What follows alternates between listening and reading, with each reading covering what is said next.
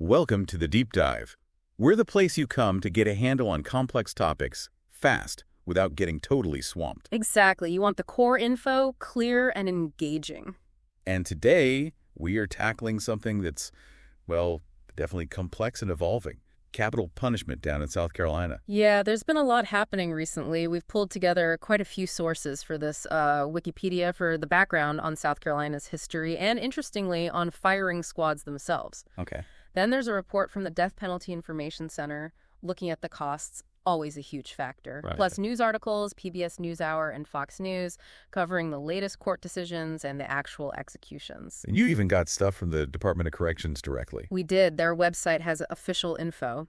And to get a sense of public chatter, we even looked at a Reddit thread discussing one of the recent firing squad executions. Wow. Okay. So quite the mix. Definitely. So our mission here is to pull the key pieces from all that. We want to understand what's going on with capital punishment in South Carolina right now, the methods they're using, how much it costs, how people are reacting. And hopefully find some surprising details along the way without making anyone's head spin.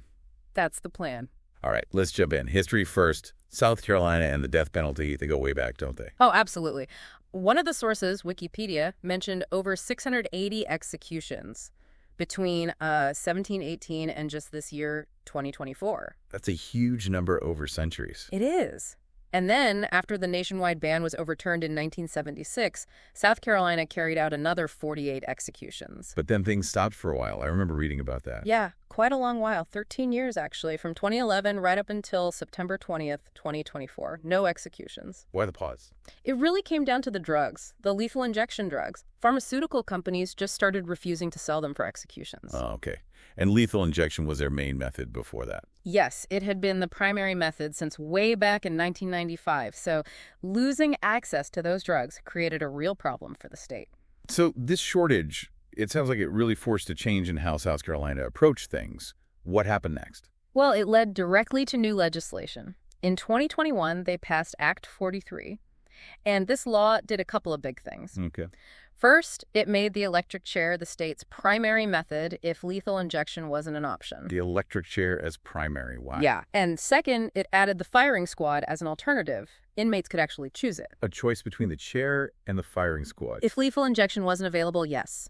And this move was pretty significant nationally. It made South Carolina the first state since, I think it was Nebraska, back in 2009, to have something other than lethal injection as its main method. So Act 43 was basically the state saying, okay, we can't get the drugs easily, so here are the alternatives we're officially using now. Pretty much. It was a direct response to that practical problem. But I imagine putting the electric chair and firing squad back on the table like that sparked some legal fights. No, absolutely. It went to the courts. And the South Carolina Supreme Court weighed in on July 31st, 2024. What did they decide? They ultimately ruled that the state's death penalty law was constitutional, and importantly, that included both electrocution and the firing squad as legal methods. So the court gave the green light to all three. Correct. And at that time, as of March 2025, there were 29 inmates on death row. And execution started again. They did. Freddie Eugene Owens was executed on September 20th, 2024. That was the first one in those 13 years. He received lethal injection. They must have obtained the drugs for that instance. Right. And it's worth remembering, the governor still holds the power of clemency, the ability to commute a sentence. So bottom line now, South Carolina has lethal injection, electrocution, and firing squad all as active options. That's the current situation, yes. Okay, so with these methods available, what kind of crime actually gets you the death penalty in South Carolina? It's not just any murder charge, is it? No, definitely not. It's specifically murder with what they call aggravating circumstances. Aggravating circumstances, like... What our Wikipedia source listed 12 categories. It's quite specific. Things like murder committed while also committing another serious crime, like criminal sexual conduct, kidnapping, burglary, armed robbery, arson, and drug trafficking were also mentioned. Okay, so murder plus another major felony. Right. Or murdering a police officer, a judge, a prosecutor, someone involved in the justice system, either while they're doing their job or in retaliation for it. That makes sense. Even murdering their family member out of retaliation counts. Also killing more than one person. Multiple murders. Yes. And the murder of a child, specifically age 11 or younger, that's an automatic aggravator. Also, killing a witness to stop them from testifying. Okay, a pretty clear list of heinous situations. It is, and there used to be a provision about the death penalty for repeat offenses of criminal sexual conduct with a minor under 11. But a big Supreme Court case, Kennedy v. Louisiana, clarified things. How so? It essentially said that for crimes like that, the death penalty is only constitutional if the victim dies, which, in South Carolina's law, is already covered under the murder statutes we just talked about. Got it. So it circles back to murder being the capital crime, but only under these very specific aggravated conditions. Exactly. Now, that firing squad option, that's the one that really caught people's attention recently, I think. Yeah. What did our sources say about how it came back in South Carolina and its use more broadly? Well, the Department of Corrections first announced they were ready to carry out firing squad executions back in March 2022. So they spent some time getting prepared. Seems so. And as we said, inmates on death row now face electrocution as the default, but they can opt for the firing squad instead. And people have chosen it. Yes. Brad Sigmund did. He was executed by firing squad on March 7th, 2025. That was actually the first firing squad execution anywhere in the U.S. in 15 years. 15 years, wow. And then, not long after, Mikal Mahdi was executed the same way on April 11th, 2025. So 2 in South Carolina relatively recently. Mahdi was the 5th person executed by firing squad in the U.S. since 1960, I believe. So it's still very rare overall, but South Carolina brought it back. Any other states using it? Yeah, it's interesting. Around the same time, March 2025, Idaho actually designated the firing squad as its primary method, the first state to do that. Idaho made it primary, not just an option. Correct. And as of 2025, Mississippi, Oklahoma, and Utah also list the firing squad as a possibility. Okay, so how does it work? What's the procedure? According to the Wikipedia info, it usually involves multiple shooters, not just one. Multiple why? Well, they're all supposed to fire at the same time, aiming for the heart. Sometimes there's even a target pinned on the person. The idea behind multiple shooters firing simultaneously is partly to diffuse the sense of responsibility. No single person knows for sure if their bullet was the fatal one. It's also meant to ensure a quick death. Diffuse responsibility. Yeah. The condemned person is usually blindfolded or hooded, and they're restrained, either sitting or standing. And sometimes, historically, these happen at dawn. And I read somewhere, didn't the Reddit thread mention something about blank rounds? Yes. That's another part of that diffusing responsibility tradition. Often, one of the rifles is loaded with a blank cartridge. So one person isn't actually firing a live round, but no one knows who. Exactly. It's a psychological thing meant to ease the burden on the executioners. It seems a bit, well, archaic maybe, but that's the historical reason. Definitely a unique aspect compared to other methods. Okay. Thinking about these methods, especially bringing back older ones, leads to another big question. The cost. What did that Death Penalty Information Center report say? It was pretty clear. Study after study shows the death penalty is way more expensive than locking someone up for life without parole. Really? More expensive? That seems backwards to some people, I think. It does, intuitively. But the report breaks down why. There are several big cost drivers in capital cases. Okay, let's get into those. Where does all that extra money go? Well, first off, the legal costs are just huge. Defendants facing death usually can't afford lawyers, so the state pays for public defenders, often 2 per case. Plus, the prosecution side costs money too. Right, lawyers aren't cheap. And that's just the start.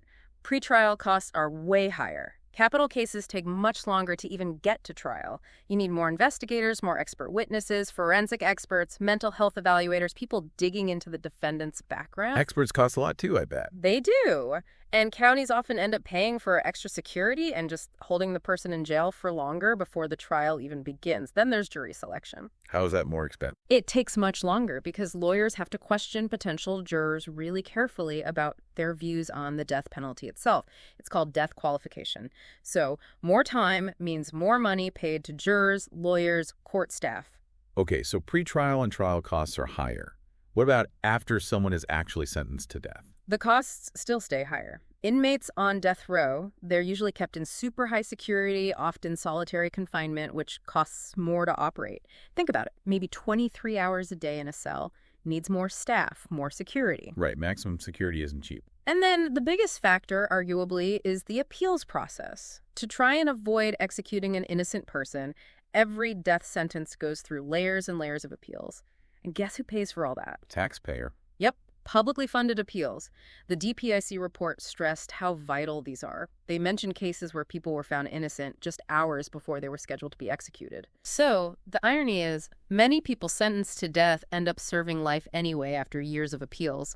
But the whole process cost taxpayers millions more than if they had just been sentenced to life without parole in the first place. So the system designed to ensure accuracy actually drives up the cost enormously. Precisely. And that report mentioned Idaho, again, they're apparently facing this now, the financial strain on public defense as they gear up for an execution after a long time. These costs are a huge part of the debate in other states considering abolition, too. It really paints a stark financial picture. Okay, let's loop back to South Carolina, specifically resuming executions. What was the legal and practical setup that allowed that after the 13-year break? That July 2024 South Carolina Supreme Court ruling was the absolute key. It essentially gave the legal go-ahead for all three methods: injection, electrocution, firing squad. And it addressed the drug problem. Directly. The court basically said, yes, the drugs are hard to get, but these other methods are legal alternatives that fit within existing protocols. An interesting point the state argued, which the court seemed to accept, was that death doesn't legally have to be instantaneous or completely painless. Not painless. That sounds controversial. It is, and inmates' lawyers definitely raised concerns, especially about the lethal injection process, like were they using the right drugs, the right doses? They worried about unnecessary suffering because of a lack of transparency. But the court upheld the methods anyway. It did. The PBS report noted that back before the pause in 2011, South Carolina averaged about 3 executions a year and had over 60 people on death row. And that number has gone down. Yeah. Appeals were successful for some, others died of natural causes. By July 2024, the number was down to 32. The report also mentioned that prosecutors seem to be seeking the death penalty less often now anyway. Why is that?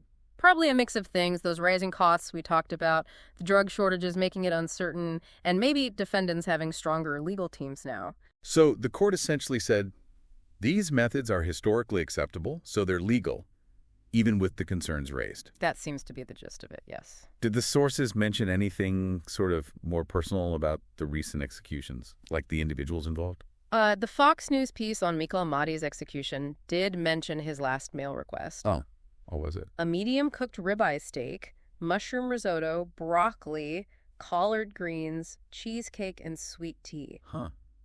It's strange how those details stick with you. Puts a human element back into it. It does. It's a small detail in a very large, complex process, but yeah, it makes you pause. Definitely. Okay, finally, let's touch on those public reactions you found, especially in that Reddit thread. What was the vibe? What were people talking about? It was Reddit, so real mix, a lot of discussion about the firing squad itself. Some people saw it as maybe quicker, maybe more humane than lethal injection, especially with reports of botched injections elsewhere. Yeah, I can see that argument. But then others really debated that whole diffusing responsibility thing with multiple shooters and the blank round. Some were saying, if someone volunteers for an execution detail, are they really worried about whose bullet it was? It seemed kind of strange to them in a modern context. That's a fair point. Did they compare it to other methods? Oh, yeah. Lots of comparisons. Firing squad versus the electric chair, lethal injection, even nitrogen gas, which some states are exploring. Debates about which is most humane, which has the highest risk of going wrong. The botched execution concern seems pretty central. It was a definite theme. And beyond just the methods, people were discussing the death penalty itself, the morality of it, whether it's practical. The cost issue came up there, too. And I suppose there was some typical internet commentary. Oh, for sure. You had some pretty dark humor, some really out there comments referencing elaborate movie plots or bizarre fictional ways to go. It just showed the whole spectrum from really serious ethical debate to, gallows humor online. Right. Captures the intensity and sometimes the strangeness of the public conversation around it. Definitely. Okay, so we've covered a lot of ground. As we wrap up this deep dive, what are the main things people should take away about capital punishment in South Carolina right now? I think the key points are South Carolina is back to conducting executions after that long pause. They now offer inmates a choice of methods, with the electric chair as the default, which is unusual. And they've actually used the firing squad recently. Right, twice. That's a big development. Meanwhile, the high cost of the death penalty continues to be a major issue, just like elsewhere. And public opinion on the methods and the penalty itself is really divided and pretty intense. And was there one thing that really stood out to you as surprising or maybe an aha moment from digging into this? For me, I think it was that South Carolina became the first state in, over 10 years to make something other than lethal injection the primary method. Making the electric chair the default really highlights how much those drug shortages have shaken things up, forcing states to reconsider these older, frankly quite stark methods. Yeah, that is a significant shift. Okay, so to leave our listeners with something to think about. Yeah. Given everything we've discussed, the methods changing, the huge costs, the strong opinions on all sides, what does South Carolina resuming executions and using these specific methods really signal? Is it just about South Carolina, or does it say something bigger about where the death penalty might be headed in the U.S.? That's a great question. And maybe tied to that, considering all the debate about humaneness and the financial burden, what could a more ethical or even just a more practical approach look like, if one even exists? Lots to chew on there. It's definitely not a simple issue. Thanks for joining us for this deep dive.